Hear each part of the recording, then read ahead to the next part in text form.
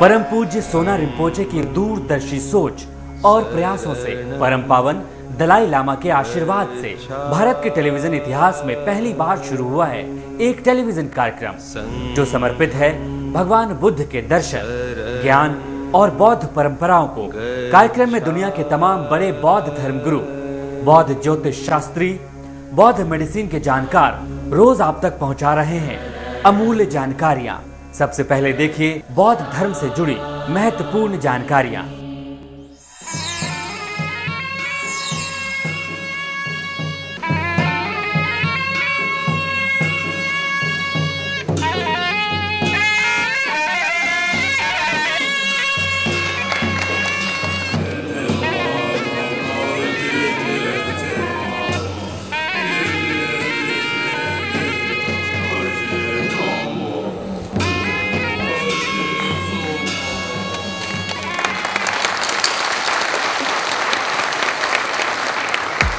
शानदार आयोजन। भारत के पूरे हिमालय क्षेत्र से आए बौद्ध धर्म के अनुयायी, बौद्ध धर्म के मास्टर्स, मॉन्क्स, लामा, रिम्पोचे और प्रकांड विद्वान, हिमाचल, सिक्किम और अरुणाचल प्रदेश के मुख्यमंत्री, देश के पूर्व राष्ट्रपति एपीजे अब्दुल कलाम और बौद्ध धर्म के सबसे बड़े गुरु परम पावन दलाई लामा। इतने गणमान्य लोगों की एक मंच पर एक साथ मौजूदगी बताता है कि मौका बेहद खास है। जी हाँ, ये मौका है परम पावन दलाई लामा के जन्मदिन का। परम पावन दलाई लामा की लंबी उम्र के लिए दुआएं करने का, उन्हें शुभकामनाएं देने का।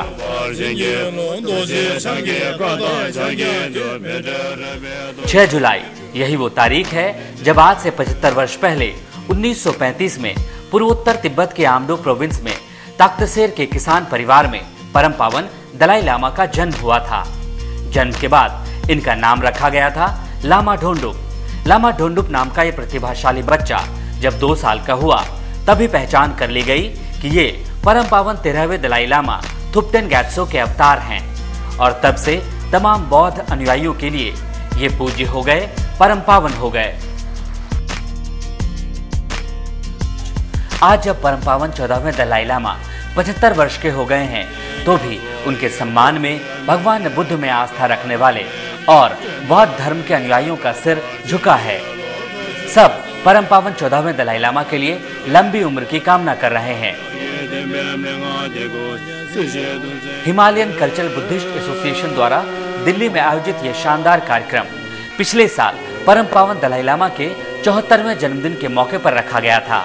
आज जब परम पावन दलाई लामा पूरे 75 वर्ष के हो गए हैं तो भी उनके लिए सबके दिलों में वही सम्मान है, वही भावनाएं हैं।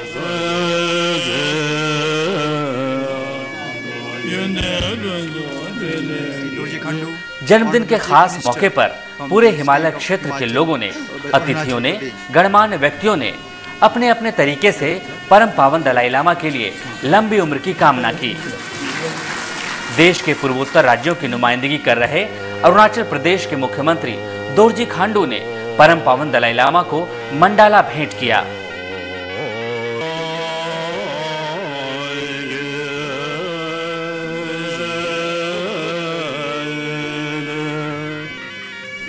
परम पूज्य 13वें सोना रिम्पोचे ने हिमालय क्षेत्र के तमाम बौद्ध अनुयायियों की तरफ से परम पावन दलाई लामा को साइटेशन लेटर भेंट किया। Your Holiness often used to say, India are the Guru and Tibetan are the Chela.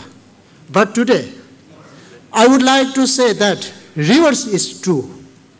Tibetans are the Guru and Indians are the Chela.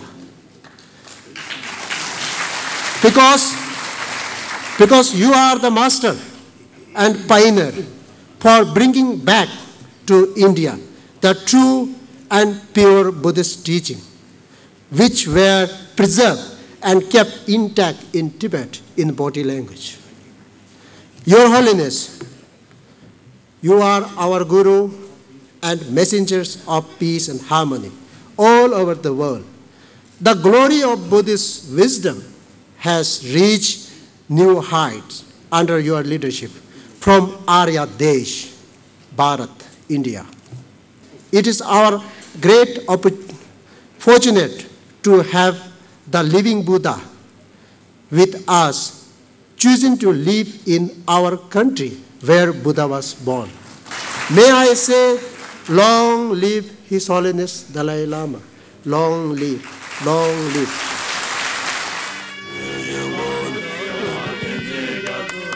अन्य मेहमानों ने भी परम पावन दलाई लामा का सम्मान किया। आज तक मुझे कोई ऐसा इंसान नहीं मिला जिसने कहा हो कि महामहिम को मिलकर ऐसा नहीं लगता कि सचमुच में भगवान हमारे पास हैं, ईश्वर हमारे साथ है। नोबेल प्राइज शांति के लिए मिला था तो नोबेल प्राइज का अपना सम्मान बढ़ गया था कि वो महामहिम को मिला था। आपके जन्मदिन के अवसर पर कीर्ति ज्ञाता यानी स्मरण एवं दीर्घायु के लिए प्रार्थना करने के लिए आज के समारोह में आप खुद यहाँ उपस्थित होकर हम सबको आशीर्वाद दिया, जिसके लिए मैं लद्दाख से लेकर अरुणाचल तक के लोगों के ओर से, यहाँ उपस्थित सभी की ओर से, सभी आयोजकों की ओर से हार्दिक धन्यवाद देता हूँ। कार्यक्रम का सबसे खास आकर्षण रहा परम पावन दलाई लामा के जन्मदिन के मौके पर पूर्व राष्ट्रपति एपीजे अब्दुल कलाम के दिल से निकली बात और परम पावन दलाई लामा ने खुद जो कहा। I was sitting by the side of Dalai Lama ji, and throughout I was seeing he was radiating the smile and happiness. And every one of you responding that happiness and smile in turn. So it's a beautiful place today to celebrate the beautiful man's birthday. मैं भी आप सबका लंबे आयु की और अच्छा स्वास्थ्य की कामना करता हूं। यहाँ पर जो उपस्थित हैं उसके अतिरिक्त आपके पीछे एक बहुत विशाल जनता जिसकी शुभकामना हम सब के साथ हैं, उन सबको भी मैं शुभकामना देता हूं। कैसे दूर हो आपके जीवन की मुश्किलें, कैसे सवरे आपका करियर, कैसे सफल हो आपका हर काम, क्या कहते हैं आपकी किस्मत के सितारे। जानिए सटीक होने वाली बौद्ध भविष्यवाणियां बौद्ध ज्योतिष शास्त्री सेरिंग छांजुम से। Tashidale Namaskar, 6 July 2010, 25th day of the 5th lunar month, Tuesday. A favorable day for the person born in the year of horse, snake, pig, mouse, and unfavorable for the one born in the year of bird and monkey. And this day carries an element of fire and water combination until 1 p.m. and this compound of energy acquires dead energy to cause one's life, and after 1 p.m. an elemental combination of fire and wind, which is auspicious, and such elemental combination has powerful energy to bring auspiciousness. But during this particular day, and sending of cattle far off places should be avoided, and at the same time no bloodletting and moxibustion on this day, and feasts for the relatives should also be avoided during this particular day. This no doubt is a birthday of His Holiness the 14th Dalai Lama. See you same time tomorrow.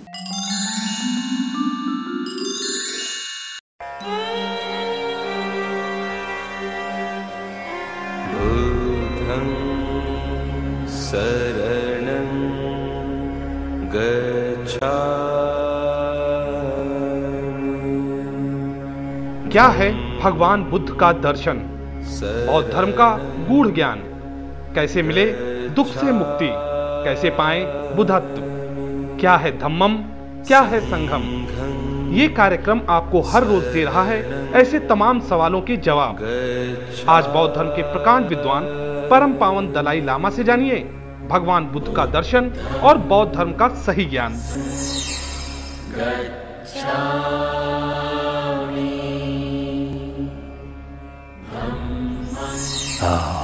Buddhist view in order to know the reality. Right. I think two levels. One level, now I think the word, the philosophical term, Paticcasamuppada, dependent in arising. So this concept, two levels. One conventional level, one more deeper level. Conventional level, things are interdependent, things are interconnected. Obviously, everything's always, all the phenomena which changing entirely depend on its own causes and conditions. So, including sort of also pains and pleasure, these also these also belongs to phenomena which changing. So, pains and pleasure also entirely depend on its own causes and conditions. One cause, any event just happen, just one cause is impossible. Many causes and many factors involved. So that's the reality. Usually, you see, we look just one single event and appears independent, absolute. So we mentally also they grasp something like independent or absolute. So anger develops that way. Attachment also develops that way. So once we know that event due to many other factors, then there is no independent target of anger. Anger must have independent, absolute target.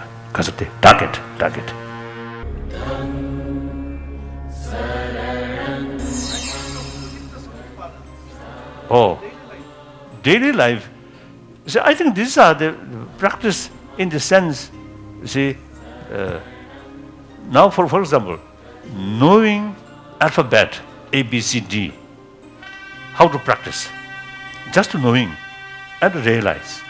That's the practice. Not a physical practice or verbal practice.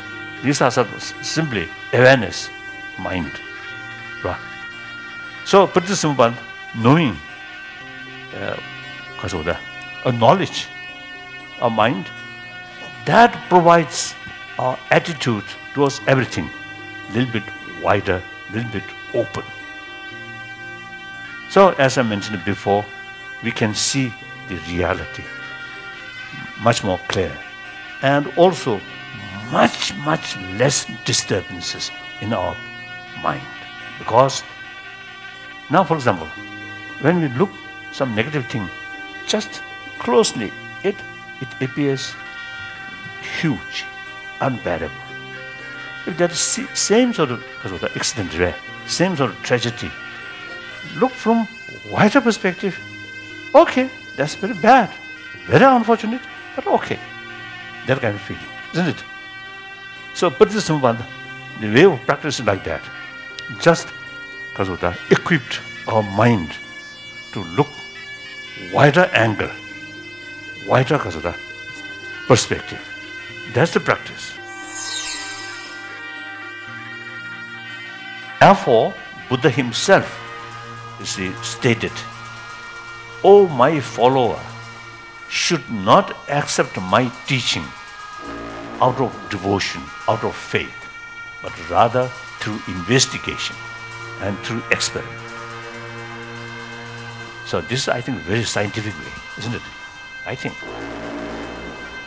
So around I think 25 years ago, when I developed or desire dialogue with modern scientists, some my American friend, a Buddhist, so some gave me warning, science is killer of religion, so be careful, contact with scientists. Then I thought, oh, the Nalanda tradition, Sanskrit tradition,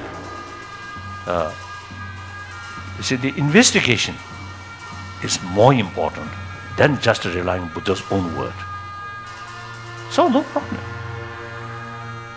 So for me, you see, many Tibetan, of course, always offer mandala. So I do not believe in the Mount Meru and these things.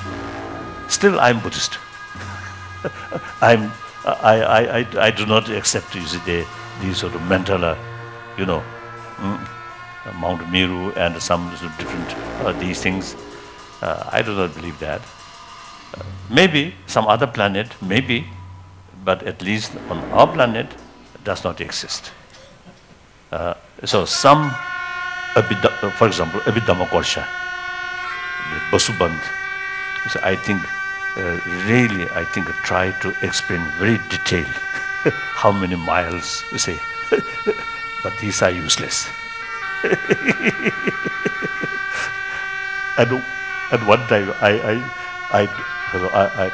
joked, one great Tibetan scholar, the Basubandh in Abhidhamma-Korsha Karika, the size of moon and sun, except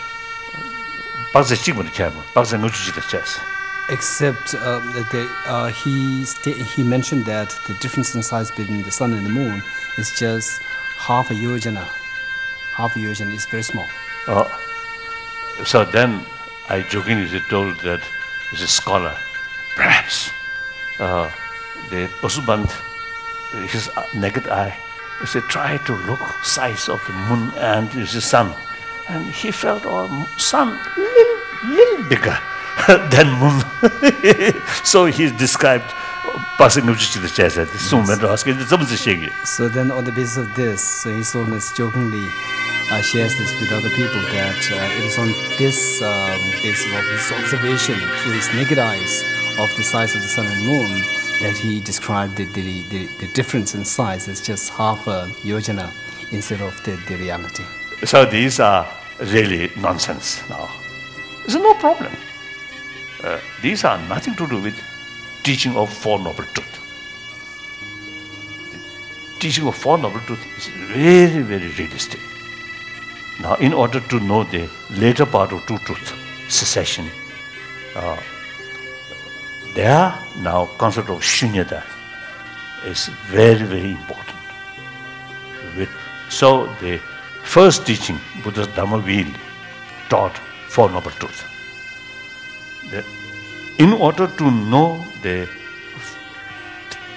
Four Noble Truths fully, the second Dhamma Wheel, the Panchaparamita Sutra, very necessary. The Panchaparamita Sutra explains about shunyata, about subtle way of interdependency, Pachitsamuppada.